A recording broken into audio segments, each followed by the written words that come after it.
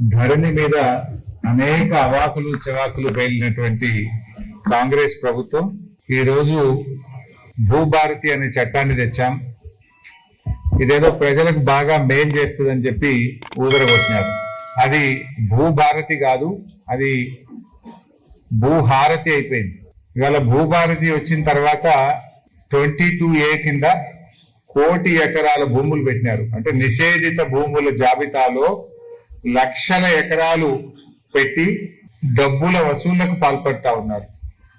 స్వయంగా ఆయన ఒక ఆయన ఉంటాడు, ఏది పేలని బాంబుల శాఖ మంత్రి, తుసు బాంబులు ఉంటాయి, పేలని బాంబుల శాఖ మంత్రి పొంగులేటి. ఆయన నుంచి మొదలుకుంటే మండల స్థాయి వరకు కూడా నిషేధిత భూముల జాబితాలో పెట్టి ఇవాళ ప్రజల ఉసురు పోసుకుంటా ఉన్నారు.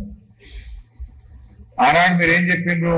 నిషేధిత భూములన్నీ తీసేస్తామని చెప్పి ఇవాళ 1 కోటి ఎకరాలు దాటింది నిషేధిత భూముల జాబితా. అది బయట పెట్టండి.